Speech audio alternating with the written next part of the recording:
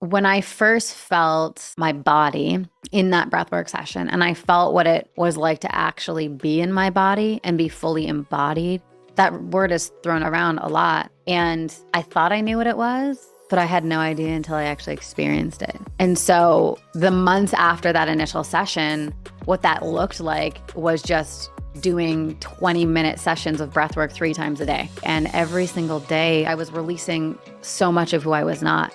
And the more connection I had to myself, the easier it was to listen to my intuition, the easier it was to just honor myself and just say yes when I mean yes, say no when I mean no, and not sacrifice that and have like very strong discernment on what I need.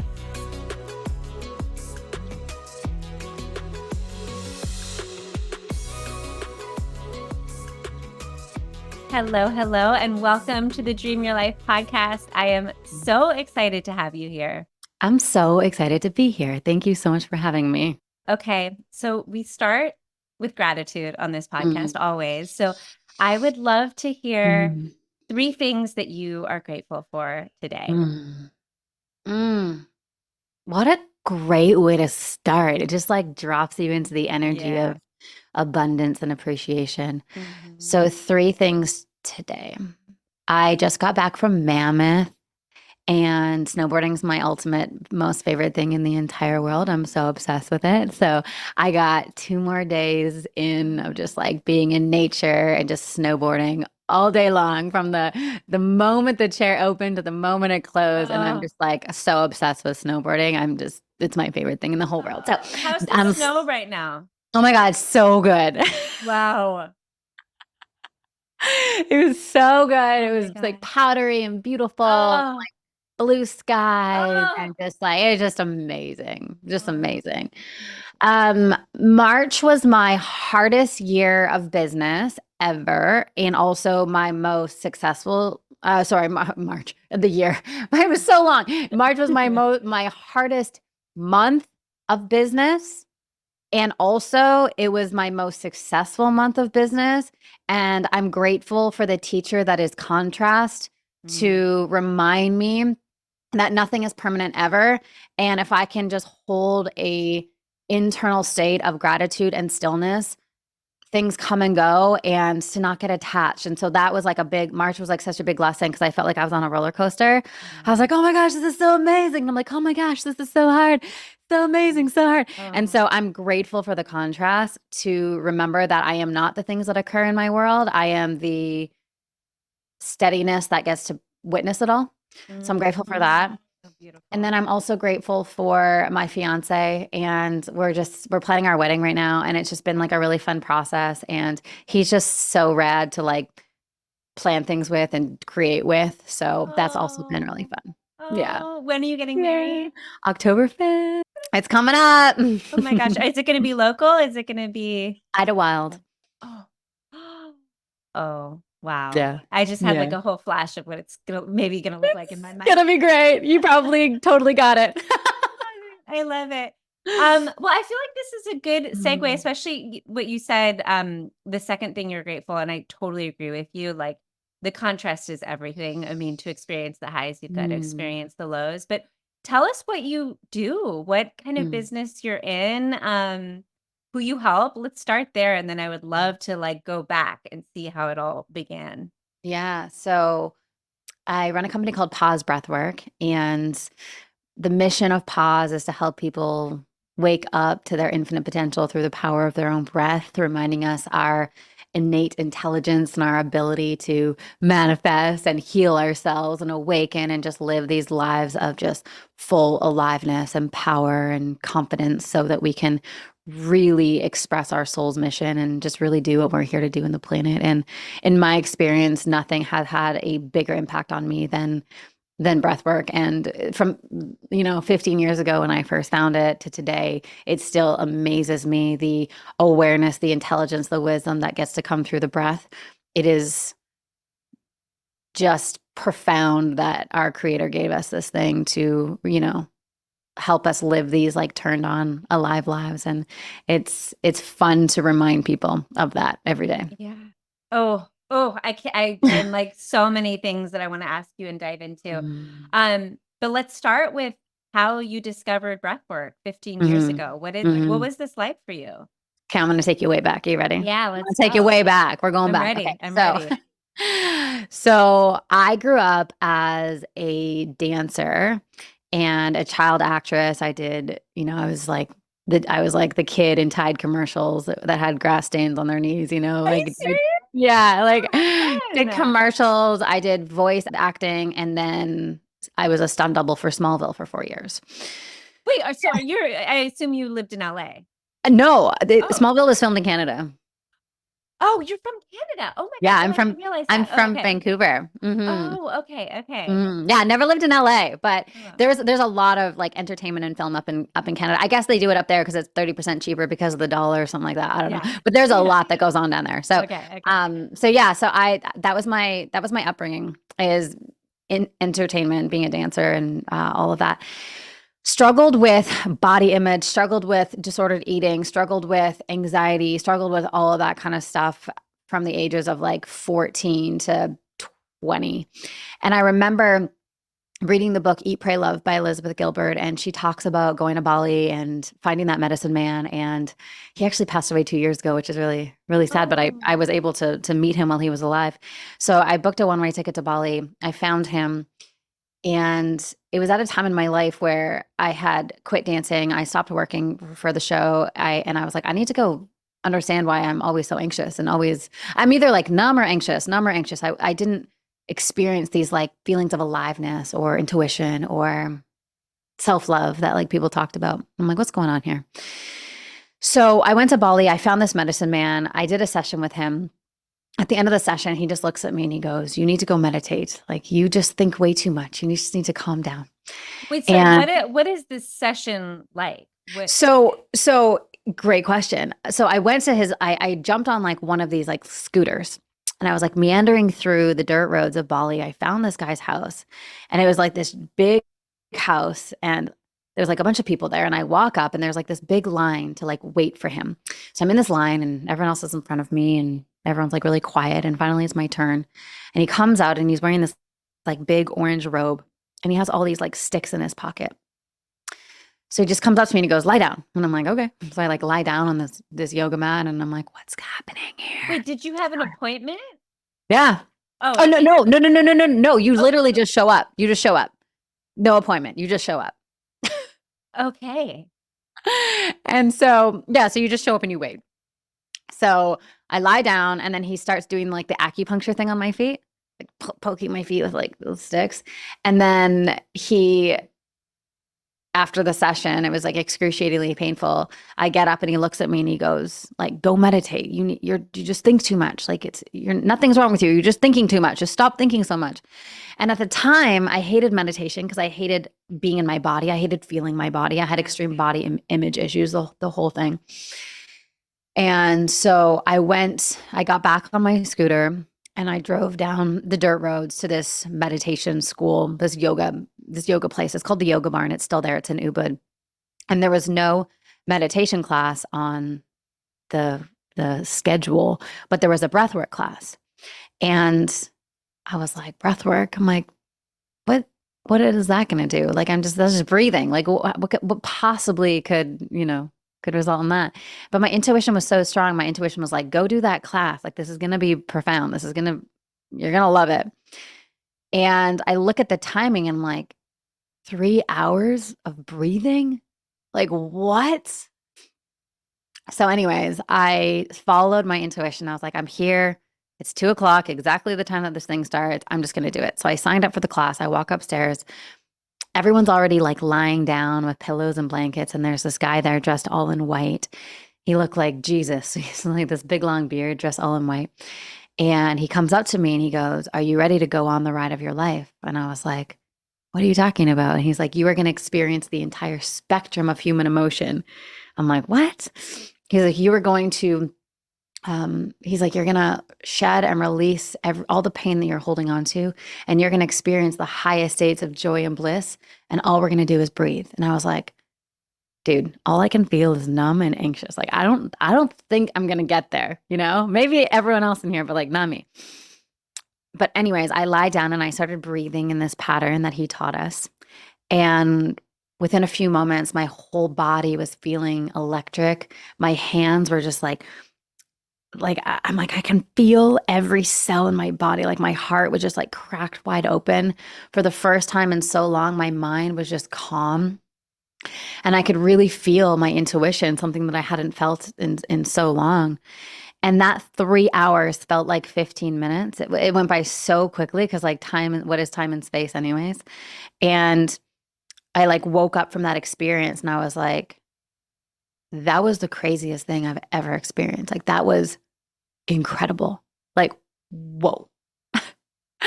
And so I went up to him after and I was like, dude, why does the whole world not know that we can do that? That's like why are we learning how to find the X in school, but we're not learning that we have this infinite potential in our bodies and we are like these incredible creatures that can just freaking create anything and can heal our why has no one told us Yeah. this? Yeah. So 15 years ago, I sent cold emails out to every breathwork guru at the time. And I Wait, was like, you so don't, sorry, but so yes. you have this experience and it's this like crazy, beautiful, spiritual Hmm. experience. And like I guess because thinking about what you were just saying, like the infinite possibilities and this aliveness, or Mm. does all that come to you at once, or are you just like, that was cool and I feel something? Like what? For me, it all came in flooding into me. Like it was Oh, so profound. It was like I was holding on to pain of a breakup that like I knew was there, but I couldn't access the pain. And in that session, I could just feel all this pain just like melting away. I could actually experience when people talk about like your soul. yeah. I like moved my human out of the way so much that I could actually feel the essence of my own soul, Yeah. I still am familiar with that feeling to this day and Yeah. reference that feeling to this day. I just felt like so connected to myself. Like I thought self-love was like having a bath, going to get manicures or whatever, right? But that's self-care. Self-love is this like infinite Hmm. flow of energy that is constantly there moment by moment, breath by breath. Like it's always there. It doesn't go away. We're never separate from it. We're never separate from the universe, the divine, God, whatever it is. The only thing that separates us is the illusion of separation, which is Yeah. we do that to ourselves. Yeah. And so that breath session made me realize like I'm in control of my entire life through the control of my breath. And the quality of my life is directly related to the quality of my breath. And if I want my life to be a masterpiece, that's 100% up to me. And it has nothing to do with the external world. It has everything to do with me and my choice to be in that vibration, choose that every single day. And so it was like everything I learned in a personal development book immediately landed and like actually made sense for the first time in my You life. were Like embodying it. yeah, like I grew up in a family of entrepreneurs. My dad introduced me to Tony Robbins when I was like 12 years old. We would Oh, wow. drive across Canada every single summer from Vancouver to Winnipeg. It would take us 2 weeks because we would stop and my dad just played Tony Robbins tapes and these like all this personal development stuff. He's Oh, wow. super into it. And so Wow. like it was all in my brain. You know, even when I was going through my eating disorder stuff and my body image stuff, it's like I know better, but I couldn't do better because I was so disconnected from my body. But in that breathwork class, it's like everything that was in my brain all of a sudden just dropped into my body. And I'm like, oh, I get this now. Okay, this is making sense now. So I woke up from the experience and I'm like, holy banana sandwiches. How the heck did I not know we could do this? I was like pissed. And I then sent cold emails to all the top breathwork gurus in the world at the time, which most of them are dead now. And I was like, you don't know me, but like, I please mentor me. Like, I just want to learn from you. I don't even know what this is, but like, I need this in my life. And so I just started studying breathwork. I started breathing every single day. I just became just like a devoted student of this work and learned as much as I possibly could and healed my eating disorder within 3 months because I finally felt what it was like to be connected to my body and my intuition. And I could actually feel the difference between an emotional hunger cue and a physical hunger cue. I could feel, you know, an intuitive yes versus an intuitive no. I could just like feel all of this intelligence that was in my body just so clearly. It's like I stopped using my brain to make my decisions and I just started using my heart and my intuition. And that's when things really shifted in my life and really became more magical. And I had no intention of starting a breathwork business. I just wanted to teach breathwork and just like teach it to my people in my world. And I didn't think that I was going to build this entire empire, which is Pause Breathwork today. But 8 years after that moment in Bali, I've been practicing and studying for 8 years. And I just got this very clear message, like, you need to teach the world to breathe. It's called Pause Breathwork. Like, it just dropped in so clearly. And that was 2017, I guess now. And then since then, it's just been a journey of a lifetime, just like training and certifying people to become breathwork facilitators. And we have thousands of people that breathe with us every single day on our app, and people travel with us all over the world. We put on retreats all over the place, and people come from all over the world to train with us. And it's just been like a journey of a lifetime. Wow. Okay. So many questions and I'm like, where do we start? But I think, um, listening to you and I think the listener too would be like, okay, I want this. I love Mm-hmm. it. Like Mm-hmm. I've tried breath work. Maybe, I haven't experienced what Samantha's talking about, but like Yeah. when you were saying you healed your eating disorder in 3 months, can we actually talk about what you're doing? Mm-hmm. And then the Mm-hmm. difference between like a holotropic breathwork session where you're being guided and you're in a room and Mm. versus like a practice that you can do for yourself. Mm-hmm. Yeah.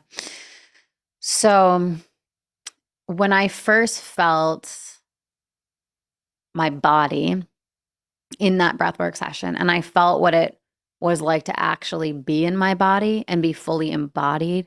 That word is thrown around a lot. And I thought I knew what it was, but I had no idea until I actually experienced it.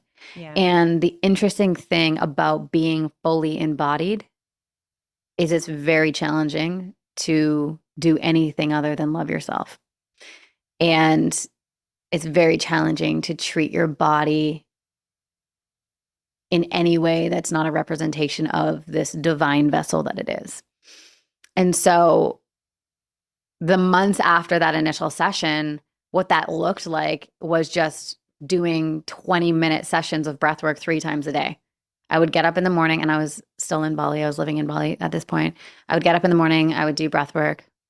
I would have my coffee. I would go to the co-working place, do some work, go home for lunch, do more breath work.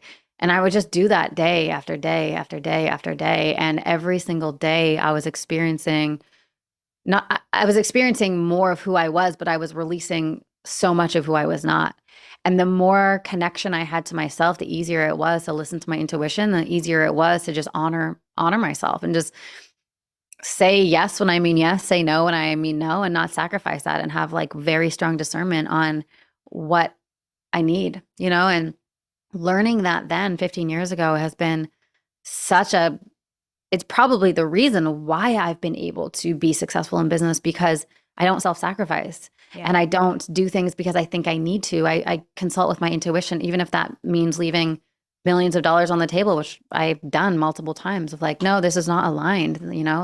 So learning that in healing my eating disorder has allowed me to use that information and use that lesson in all areas of my life. My relationship with Eric, it's like it's coming at it from like the heart and intuition versus like the head and ego. Mhm. Gosh, that's a game changer. So are you setting and maybe it's different now, and I assume it's different now, but in the beginning, are you going into it with an intention to heal, with an intention to Mm, release, or is it just a practice that these things are just naturally happening as you get mm, more connected? mm. It really depends. We can go into intention is everything, and intention guides energy.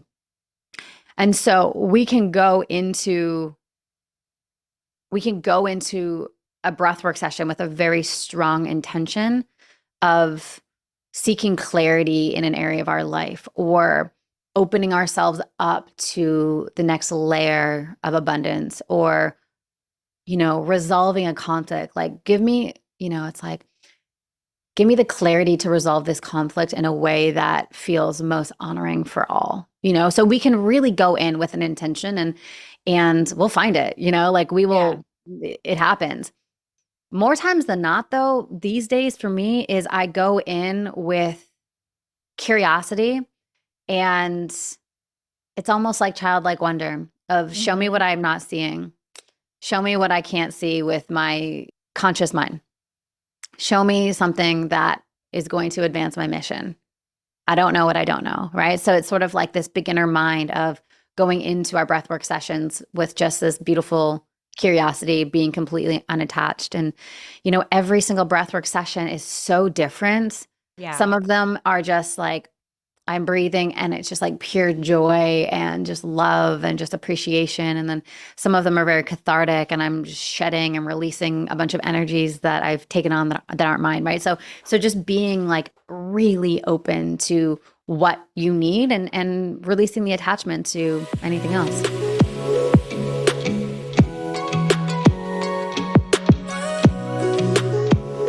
So let's talk about what is actually happening on an Hmm. energetic level and maybe bringing in a little bit of science for those people who Yeah. like to have that. Hmm. Um, I'd love to share like some of my experiences, but I Yeah. mean, you like for me, I have done breathwork sessions where it's almost like you can feel your vibration like shifting and Yeah. rising, and it's Hmm. crazy. And I have had those moments of euphoria that you're talking Yeah. about, almost like Hmm. it feels like drug induced, like, For I sure. don't For do sure. drugs, but like Yeah. that kind of feeling, and I've also had the feeling of connecting with my higher self or soul Hmm. and Hmm. getting these, like, downloads, messages, which has been unbelievable, but, like, what's happening there? Like, what are Mm. we at? What's going on in there? What are we doing, and why is it Mm, going back to what you said about we are I think you said something like we are only as powerful as our breath or mhm. what The quality of our life the is quality directly of related to the quality of our breath, yeah. yeah.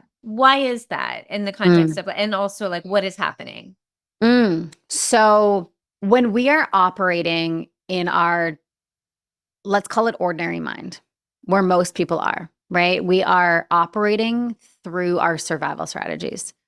Okay. So when we're very young, from when we're in the womb to 7 years old, we develop trauma, and they're called parts, right? So something happens in our world and our caregiver turns their back on us and walks out the door, and in our underdeveloped minds we're like, I'm being abandoned, or like, like there's like a moment of like, oh my gosh. And this happens like when we're quite young. Yeah. So then what that does is it develops a survival strategy known as a protector. And that protector could be, well, don't trust anyone. Then if you're going to be abandoned, don't trust anyone. Well, when we have that as a protector and we're operating in the world, that's going to stop us from having connection to others. It's going to stop us from having connection to ourselves, right? And that's just one example. There's many Yeah. parts that we have, and then there's many protectors that we have. And what the issue is we assume the protectors are who we are. It's our personality. And it's not. It's a function. It's a survival strategy that was created at a very young age in order to keep us safe, because we didn't know how to keep ourselves safe when we were 1, 2 years old. So what is happening is when we are breathing, we are relaxing the part of our brain that is responsible for our survival strategies. So we're moving ourselves from this like hyper vigilant, waiting for the other shoe to drop, which is the sympathetic nervous system, right? It's like the fight or flight. Like, I need to make sure I'm safe. We're worrying about the future. We're trying to keep ourselves Mhm. safe. It's like the sympathetic nervous system. Well, when we do breath work, the sympathetic nervous system begins to relax. The survival strategies begin to relax. And what happens then is we are dropping into our energetic bodies. We're dropping into our hearts. We're dropping into this deep intelligence that lives in our body, because the intelligence that lives in our body is way more powerful than the intelligence that lives in our brain, right? It's like, it's such a better guidance system. It's just underdeveloped. Mhm. And so we then begin to drop into our energetic bodies, which gives us such grand awareness of ourselves, our life path, the world, each other, like our awareness, our aperture goes, and we can see and feel things in such deep clarity because we're not so trapped in our ordinary mind and our survival strategies. So as we breathe, we're shifting our awareness, we're shifting our perspective, we're shifting the pH levels in our blood, which is giving us an ability to relax the sympathetic nervous system, go deeper into the parasympathetic nervous system, which is the rest and digest. The sympathetic nervous system is not a bad thing. We need the sympathetic nervous system, right? When something happens, we got to get up and go. It's a beautiful operating system, but the problem is in our world today, we are chronically riding the sympathetic nervous system, right? Every email that we get, everything, it's like danger, danger, danger, danger, danger, danger, danger. Yeah. You're going to die, you're going to die, you're going to die, whatever it is, right? And so we then have to realize that is our operating system. And how do we train ourselves out of that chronic sympathetic nervous system so that we can spend the majority of our time in our parasympathetic nervous system, the rest and digest, and we pop into our sympathetic nervous system when we need it, right? So for instance, like we talked about snowboarding, right? Before, or no, that wasn't before. That was on the podcast. Yeah. So when I'm snowboarding a double black diamond and it's like super steep and there's a high chance that I'm going to get hurt because it's very intense, I'm in my sympathetic nervous system, right? I'm like paying attention. I'm in such deep, like the sympathetic nervous system kicks on our ability to hyper focus, right? When we're in fear, we are hyper focused because we're trying to survive. But the problem with that, and then obviously once I get off the double black diamond and I go on to like a blue run, then I'm in like the parasympathetic. Then I'm just like, okay. Flowing. We're flowing. There's so many like snowboarding life analogies that I create when I snowboard. So here's one of them that just came to me. So then we're going down and we're just flowing. It's just like boom, boom, boom. And I'm breathing and I'm enjoying and I'm not hyper focused on like my next move because it's just like natural, right? So that's the ability to go from sympathetic to nervous system on our command, on our choice is really important. But the problem is our survival strategies override us. And then we just get thrown into our sympathetic nervous system. And then we're like, I can't get out of here. So breath work is like going to the gym and training the muscle of how we can be more agile and flexible in our ability to shift from sympathetic to parasympathetic. Did that answer your question? Yeah. Okay. Yeah. And I think just from the scientific standpoint, I think that all makes sense. I would love to now kind of look at this through the lens of spirituality and this idea that we're all souls having a human experience and that we all are one and we all come from this infinite source of love and abundance.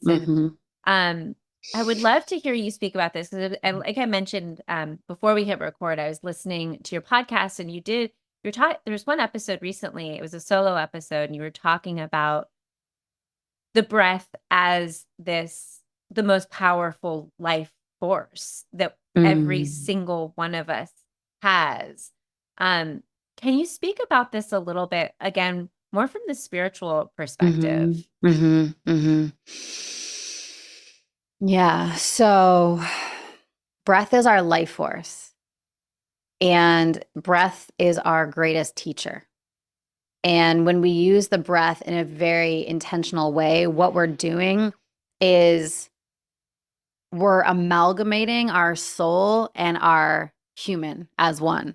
So often we can be so identified with our human being, right? Again, our parts, our survival strategies, our limited thinking, our ordinary mind, our very like computer-esque, like this is what I do to survive. And we forget that we're a spiritual being having a human experience, right? The human part of us is just one fragment. It's one part of us. We are multidimensional. So then we have our soul, right? Our souls are this part of us that decided, oh, I'm going to go down to planet Earth and I'm going to go have an experience, right? Because in soul land, we can't eat chocolate. We can't, like, there's so much down here that we can experience and we can't do that just as a soul, right? I always tell my students, I'm like, there's no sex and chocolate up there. So we come here to have a human experience. We come here to taste the flavors, to appreciate, to create, to innovate, to connect, to snowboard, to surf, to do pottery, whatever you're into, right? To make music, make art, make poetry, whatever you're into. Like, we're here to do that. And so often we can miss the point and we just identify so much with our human being that it just becomes a struggle. And we don't realize that the challenges of life are actually divine teachers for us to evolve so that we know our soul more. Like the whole purpose of this whole thing is for us just to know ourselves more, to become more self actualized, to realize the essence of who we are, our gifts, our power, all of it. And we do that through work. We do that through relationships, like relationships are not always a walk in the park. In fact, like, especially if you're in a relationship where you both want to grow, like they stretch you, they push you, they allow you to, there's tension in order for you to evolve. Same thing with, I'll speak for myself with with pause. Like pause is my greatest teacher. It's like I have to constantly meet the edges of my human and heal my limited thinking and heal the part of me that thinks I can't do it or whatever it is, and constantly push up against that edge and like evolve. And that's the only purpose. It's like the main thing that we're here to do is to evolve, to know ourselves more, to become more self-actualized. So if we prioritize that above everything else, then we don't get so caught in all the human stuff.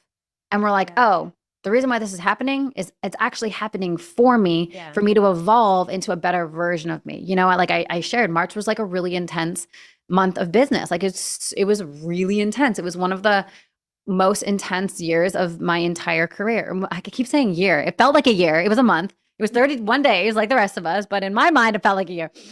And throughout the entire thing, I just kept having perspective. I'm like, oh, cool, this is happening for me. Like Yeah. God is shaking this up and releasing this thing and putting the pressure here because he knows where I'm going. And in order for me to get there, I need to develop the skills here. That's Yeah. it.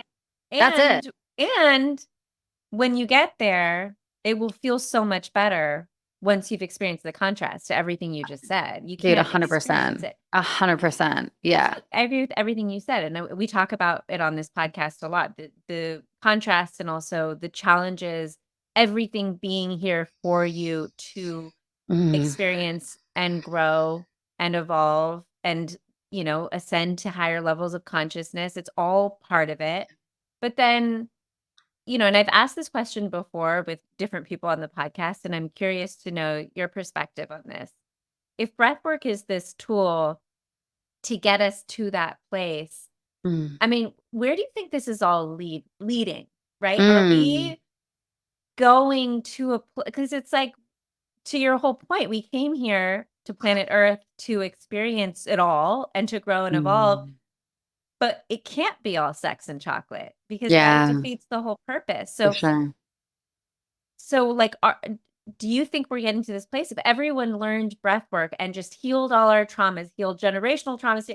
Like, Mm. what is there to learn and grow? And like, if we're just Mm. experiencing euphoria and ecstasy Mm. and our true nature, like, This is such a good question. I believe people learning breathwork is not to live in euphoria and joy 24/7. Because again, like that's not why we came here. We yeah, came here to experience trials and tribulations and pain. But what it does do is it gives us perspective and it gives us the awareness to go, oh, this is not about the thing. yeah, It's not about, this person leaving the company and things getting really shaky. That's not the point. The point is, how can I hold the capacity for all these things to happen simultaneously and to still adapt this feeling of strength? yeah, It doesn't, the details don't matter. It doesn't matter. It really doesn't matter. It's happening so that I can evolve. And I believe the reason why people get so depressed and anxious and overwhelmed is because they're so identified with the content of their life, the struggle of their life, and they're yeah, missing the context. yeah, The context is no, no, no, dude, that's happening for you for you to evolve, right? And it's very easy for me to say that, but it takes someone to actually embody that and believe that. And there's a high level of faith, right? Because it's like these things are not seen by the naked eye, but they're definitely felt through the body and through the awareness. And so for someone who is in a deep, dark depression and they think that the content of their life is who they are, it's very hard for them to see it any other way. right, But when you have breath work, it doesn't mean that that stuff doesn't happen, because trust me, it does. But it makes it easier to hold. So we're yeah, not like carrying it, we're holding the awareness for it all to happen through us. Right. We aren't our thoughts. We're the Yeah. observer. Well, I also think, I mean, there is also the part of this where when you're in that space of anxiety and depression, everything that you're saying too, Mm. but it's also energetically, it's, you're still attracting things from that level. So the things that Mhm. continue to show up, and this is where, I'd Yeah. love to, maybe talk a little bit about manifestation, law of attraction, because like, Mhm. um, when that density and that low vibration is going to affect what shows up and your Mhm. reality. So Mhm. it sounds like breath work, it not only gives you that perspective, no, I'm not that, my thoughts, it Yeah. gives you that context, but it also allows you to bring your vibration up, right? Mhm. Mhm. Like Mhm. energetically, your energy is changing, Mhm. it's shifting the Mm. frequency, right? Mhm. Mhm. So this is how I explain this, and this is where I think sometimes people get caught when it comes to manifestation. Is they're like, in order for me to manifest everything that I desire, I can never be sad, or I can never be No, upset, or no, I can never yeah. be in a Yeah, process, yeah, right? yeah. So, like the way that I track it in my body energetically is the difference between my vibration, which I'm just like seeing it. So it's like my Yeah. vibration is like this thing that is around me that is overall quite steady. And then my emotionality is what lives within that. And my emotionality can be, Yeah, yeah. but my vibration around that, it's like me feeling my emotionality is not going to have an impact on my ability or disability to manifest because No, yeah. my vibration is what's holding that and sending those messages out. And in my experience, it's like when I don't allow myself to process, it has an impact on my vibration. Yeah. Yeah, I Yeah. mean, you can absolutely manifest things when you're not Mm. feeling good at all. Yeah. And your Yeah. thoughts hold a vibration too. And if Mhm. you can focus on it and visualize it, I mean, and this is like goes back to the more superficial kind of understanding of manifestation, but it's true. Like your thoughts Mhm. create your reality. Yeah. But when you can embody it, and that's like the surrendered manifestation, For right? sure. It's like I don't even have to have the end goal. I don't have to sit and visualize. Mm. I am naturally in this state of attracting the things from my highest and greatest Yeah. Yeah. Yeah. It's so interesting. It's like, man, I love manifestation so much because it's like manifestation requires us to be in a state of abundance before the thing actually shows up. But it's like, it's like we already are here before we don't even need the thing. That's kind of how I view it. It's like the reason why we want the thing is to get the emotion. It's not really about the thing. It's about the feeling that the thing is going to bring. Well, if we have the ability to be in that direct experience of that before it even shows up, it's like we've won the game. Yeah. You know what I mean? Yeah. Well, can you talk about how you could use breath work for this? Like for the person who's listening and is on a quest to manifest a more Mhm. fulfilling, aligned, exciting life and also wants to experience the things and the joys and the luxuries of life. Um let's talk about how breath work could help Mhm. that person like Mhm. really live and experience the Mhm. beauty that this Mhm. abundant world has to offer. Yeah.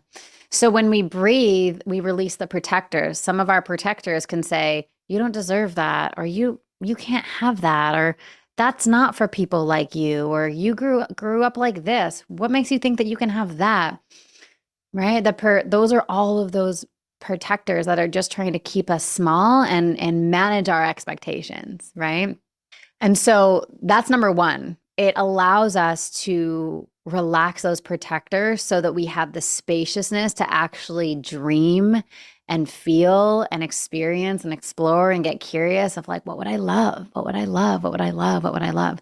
The second thing is, I believe identity drives everything, right? And we have an identity of who we are, and our identity of who we are drives the thing. So how can we use breath work to shed archaic identities that are not even ours? And Mhm. how can we adapt new identities that are aligned with the very thing that we desire, right? And so when I bring my awareness to a place of what would I love, I get images, I get visions of certain things. So the one that's coming to my mind right now is I love wakeboarding almost as much as I love snowboarding. And so one of the things that I desire is to have a mountain lake house and be able to wakeboard like all summer long. And so I'm like, oh man, I get like when I place my awareness on that, it feels expansive. It feels exciting. Mhm. It feels fun. It's like, oh my goodness, it's gonna be so great. Yeah. So then the question gets to be is who do I get to be today in order to draw that to me? What do I get to believe about myself and my abilities and my talents and my level of deserving and my worthiness and all that kind of stuff? What do I get to believe today? And not just believe, but what do I get to embody and feel today in order for that to be a match for me? Mhm. And so, again, breath work just moves all of the self sabotage and the doubt and the Yeah. limitation out of the way. So that is so clear for us. It's like, of course, I get to have that. Oh, I love that. And I wanna ask a specific question that I think well, it's specific to me, but I think a lot of people have experienced this too, and this comes up for me a lot, over the especially starting the business is I and you did a post on this, so it was, Mm. um, it's very top of mind because I saw it, I'm like, "Yes, that's it." But Mhm. this whole, people pleasing, right? Mm. Like, being too nice, not setting the boundaries, saying Mm. yes when you really wanna stay home with your family and watch a movie, and these things, like, Mm. I've worked on them, and I know and I very aware of the part, I'm very aware of the protector, I even know Mhm. I pinpoint exactly when it started for me, which was right around 6, 7 Yeah. years old, like Yeah, and I know why it's there to serve me, and for sure. yet it still comes up, and For I sure. know that it still blocks me, and I know that it Yeah. stops me from sharing parts of my life because I live a very blessed life. I love my life. I intentionally created it. I love my husband, like, but I hold back a lot on sharing because I don't wanna trigger anyone. I don't want it to be, like, make anyone feel bad, and it Mm. and I know that at the other end, it's so important to share and Mm. to help with the expansion and stuff, and Mhm. I'm always caught in this thing of, like, I need to let go of this. I need to let go of Mm. it, and I think maybe breath work holds the key, and maybe it needs to be more of a practice because, like I mentioned, I love it, and I do it more, like, maybe once a year, well, Mhm. I ran a retreat, and I had someone do it, and it was incredible. I've gone to Mhm. a couple retreats, but I'm not doing it as a practice. Mhm. Mhm. So for the person who let's just use this example, Yeah. who maybe wants to start something or do something and is held Mhm. back by the fear of judgment or the fear of, hurting someone or like, the people Mm. pleasing tendencies. Yeah. What could this look like in terms of incorporating a breathwork practice to release it? Mm. This is such a good question, and I know it's gonna hit home with so many people, so thank you for asking this. Yeah, innately that people pleasing tendency is, yeah, it's a survival strategy, right? It's like if I shine too bright or if I get too big, I'm going to be knocked down or I'm going to make people feel less than. And the truth is the more that we shine our light, people might get triggered at first, but then it's triggering them for a reason. It's triggering them because they also have that greatness inside of them that you fully expressed. And it's reminding them that they too are a conscious and deliberate creator of their reality, and they also could have that, right? So triggers lead us to truth, and triggers are opportunities for us to step into deeper healing. Like if we look at our own life, like I get triggered and then I realize like, wow, that was like, I always say to my clients, like never waste a good trigger because there's so much truth. There's so much healing. Like it's guiding you and leading you Mm, into a better version of you. And so if you withhold that, if I withhold that and I'm like, I'm going to play small because I don't want to hurt you, I'm actually denying people's opportunity of growing. The mm, amount of messages that I get on Instagram of people being like, you triggered me so much. And until I realized what it was pointing to. So, and now like your content does not trigger me because I've found my power.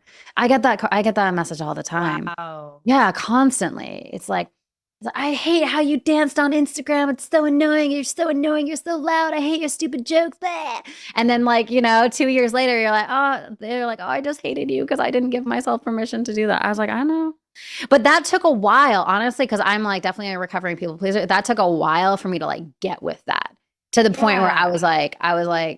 yeah, because I used to like color within the lines and now I don't. I mean, my Yeah. podcast is called Can't Be Contained. It's like I just don't do that anymore. Yeah. And it took a while, like years, for me to be like, my living in my fullest expression and my fullest truth and like communicating like exactly how I feel, like that is actually the biggest service I could possibly give to the world, because ultimately that's freedom. And what does everyone want? They want freedom.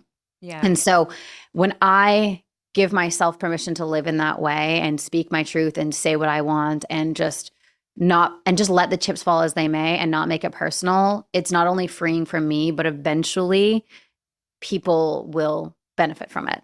Yeah. So, how that relates to breath work, I have a quote that says, the more self love you have, the less fucks you give. And essentially, it's like the more we do breath work and find our true self and find our light, it's so impossible to compromise on that it doesn't matter. It's like the pain of compromising on my authentic self is way greater than the backlash of someone not liking me. And so that's kind of just where I'm at right now. It's like, all right, cool. I'll see you later. I'm going to piss you off today, but like I probably won't in 2 years from now once Yeah. you've done a little bit of growth and healing. And if not, that's cool too. Like I got enough Yeah. friends. Yeah. Yeah. Yeah. Okay. Can we quickly talk through what what like an individual practice could look like? Yeah. Yeah, absolutely. So, our app is called Pause Oh Breathwork. yeah. Let's And okay. yeah, I mean, there's a free 14-day trial in there. I would say if you've never done breathwork before, get the app, try the free 14-day trial. There's breathwork sessions anywhere from 3 minutes to 45 minutes. Start with the Okay. 3-minute ones. Just feel what it feels like on your body. Just And like, you're guiding these. yeah, yeah, yeah. Yeah. Okay. Okay. Yeah, so it's all I guide all of them, and every single one of them is slightly different. So there's like different intentions, there's different mantras, there's different music. Some of the music is like more like upbeat and like energetic, and some of it is like more grounding. So kind of just go on there and choose your own adventure. Oh, I And can't wait. yeah, check it out. It's so fun. The app has been like such a fun project because it's a way for me to, for people to have access to breathwork who, if you have a phone, you can have access to it. It's That's very awesome. accessible. I feel like Yeah. it's doubly awesome for me because my corporate world, I was in the mobile app space. So I'm like, I love a good mobile app, especially Yeah. when it's for personal development and growth. Totally. Totally. Um, okay, cool. So, well, I would love to hear also what else you have going on in your life right now and in the work and who you're serving. Tell us a little Yeah. bit about. Yeah. So if you're listening and you are interested, maybe you've already done breath work, maybe you love it and you want to teach breath work to the world, pausebreathwork.com is where you can apply to become a breathwork facilitator. My Instagram is at Samantha Skelly. That's kind of where I share all things breathwork, somatic healing, all the things are on there and can kind of guide you to the pause universe. But if you're listening to this podcast and you're like, man, I love breathwork, I want to teach it, I want to share it, I want to incorporate it into my business, then pausebreathwork.com is where you can get that link. I love it. I love it. Yeah. One last question, and then a piece of advice I would love for you to share. But the question is, when you were going back to the like soul experience you had, um, do you feel that like there are some forms of breath work where you can like meet your spirit guides, where you can Mm, mm, mm, connect with your higher self, if that's the intention? Can mhm. breath work give you that opportunity? Absolutely, but you just have to be open and willing to do that. So setting the intention and then using the breath as a catalyst to feel that.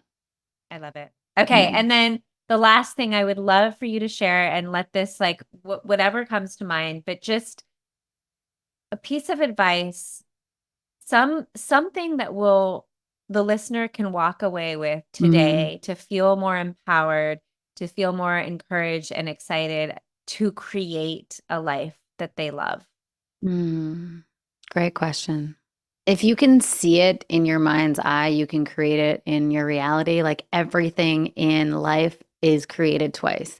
And it's interesting in my world, like when things show up in the physical form, I'm like, that's cool. And my fiance is like, isn't that amazing? Oh my Yeah. gosh. I'm like, yeah, but I've already like got excited. I Like I already did it. It's yeah. yeah, like I knew this was coming. So it's kind of fun to just have this like feeling of this is what I desire. Embody it, embody it, embody it, embody it, become it, become it, become it, become it. Open up to it, and then just like be amazed at, and don't be attached to the timeline. Just be Yeah. amazed and grateful when it shows up, but not surprised, because of course that's the way it works. I love it. Thank you so much. This is awesome. You're so welcome. I'm going to download the app right now. Yeah, get it, get it. Well, have a wonderful rest of your day. It was so great to meet you. It was great to meet you. Thank you so much for having me on.